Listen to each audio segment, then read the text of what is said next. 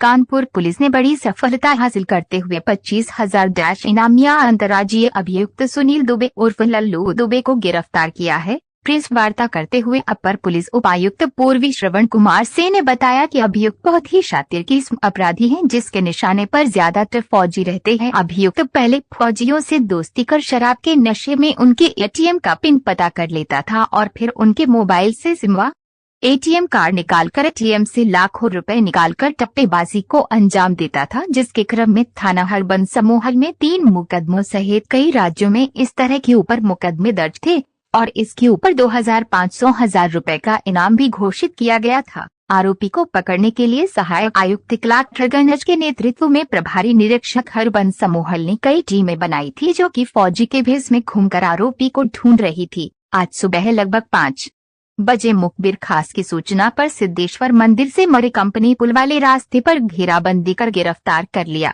आरोपी के पास से 1 अदद तमंचा 315 बोर 02 अदद जिंदा कारतूस 315 बोर 1 अदद एंड्रॉइड मोबाइल ओप्पो कंपनी रंग काला आदि सामान बरामद हुआ है।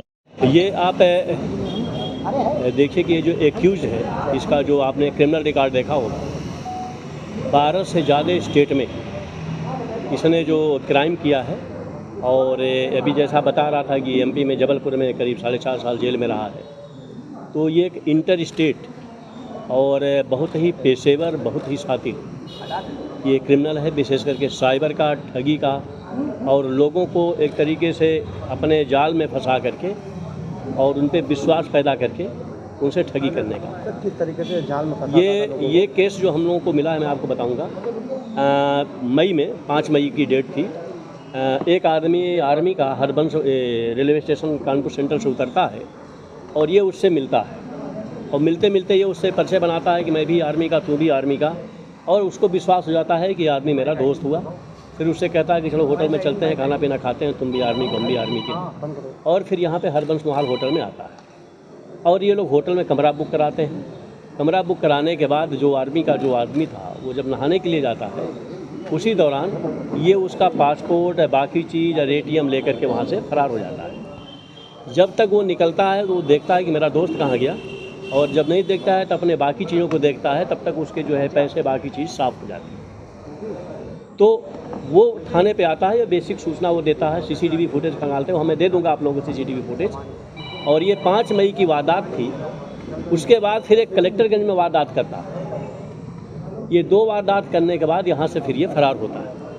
उसके बाद इस घटना को हम लोगों ने चैलेंज के रूप में लिया और हमने 20 दिन तक, इसको ले जाना भाई पीछे, 20 दिन तक स्टेशन के आसपास, 1 मिनट, 20 दिन तक स्टेशन के आसपास ढुकाए लगाया, आर्मी के बेस में, वर्दीधारी के बेस में अपने पुलिस को, जवानों को, कि शायद वो बंदा फिर आएगा और फिर किसी न किसी को ठगी करेगा। कलेक्टरगंज में कौन सा अपराध किया था, कौन सा? एक डिटेल में बताते हैं, ठीक, बता देंगे अभी आपको। जब उसको हम लोग मतलब उसकी डिफाई करते हैं, वो फिर आता नहीं। इस दौरान इसके जो भी थे, कोई इसका कोई डाटा नहीं था। डाटा नहीं होने के बाद फिर हम लोगों ने इसके जो बैंक में थे नंबर जिनके गया था, उन नंबरों को टटोलना शुरू किया। उसके आधार पर जो नंबर मिले, फिर एक हम लोगों ने डिटेल स्केच तैयार किया और पूरी सर्विलांस की टीम इसको खुद में मॉनिटर करता रहा। लगभग 45-46 दिन लगातार इस पे होमवर्क होता रहा और उसके बाद फिर नंबर निकलते हैं, लेकिन वो भी नंबर 1 दिन, 2 दिन, 3 दिन के बाद बंद होते चले जाते हैं। फिर उन नंबरों का हम लोगों ने डिटेल सर्विलांस लिया और बाकी चीज़ों को इंटरसेप्शन पे लिया और ये लगभग 30 दिन हम लोगों ने किया। फिर इसके सर्विलांस हम लोगों ने किया, वो टेक्निकल जानते हैं आप, उसको डिटेल बताना ठीक नहीं है। और ये रूट को, ट्रेन के रूट को करता था और इसको हम लोगों ने कलकत्ता से लेके चंडीगढ़ तक, इसके केस थे करनाल में, वहाँ पे, फिर मध्य प्रदेश में, झारखंड में, छत्तीसगढ़ में। पिछले 15 दिनों से हमारी टीम इसके पीछे पीछे और ये आगे आगे चल रहा था। और कभी ये मोबाइल बंद करता था, फिर खोलता था, फिर बंद करता था। जब तक हम पहुँचते थे तब तक उस प्लेस से वो दूसरे प्लेस पे चला जाता था। तो फाइनली जो हमारी टीम थी हरबंस मोहाल की और कलेक्टरगंज की, जिसमें रवि दीक्षित हैं जिनको चोट लगी है, ये भी 1 हफ्ता बाहर रहे थे उसी ऑपरेशन में।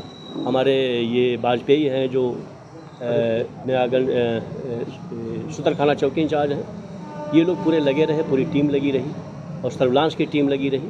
और फिर फाइनली जब इसका मूवमेंट हुआ है यहाँ पे, तो हरबंश मोहाल और बाकी पूरी टीम ने इसको अरेस्ट किया। इस पे जो क्रिमिनल रिकॉर्ड आप देख ही रहे हैं किस तरीके से है। इसका एक बहुत सातिराना अंदाज है। ये अपनी एक टीम बना के रखता है, विश्वास किसी पे नहीं करता। इसने पूरे 1 महीने के सर्विलांस में हम लोगों को इसने ये नहीं बताया कि मैं इस पॉइंट पे जा रहा हूँ, इस पॉइंट पे आ रहा हूँ। आप समझ सकते हैं कि कितना बड़ा मुश्किल काम अगर कोई नहीं बताता है, उसको ट्रैक करना, उसको निकालना। सर क्या देखा जाए टीम का सरगना सबसे बड़ा यही था? ये तो मेन है, मास्टर माइंड है, लेकिन जिनके जिनके खातों में पैसा गया है, एक और बड़ी एक डिटेल इसकी इन्वेस्टिगेशन मैं कराऊंगा, इसको मॉनिटर मैं खुद करूंगा कि इसमें जितने लोग हैं, चाहे वो सिम प्रोवाइडर करने वाले हों, जाहिर सी बात है एक मोबाइल और एक सिम ये 2 दिन से ज़्यादा यूज़ नहीं करता है, उसको हटा देता है। अब आप समझ सकते हैं कि अगर 1 महीने में हुआ तो 15 मोबाइल 15 सिम उसने यूज़ की, तो इस तरीके का रिसोर्स है और हमेशा ये ठगी जैसे ही करता था।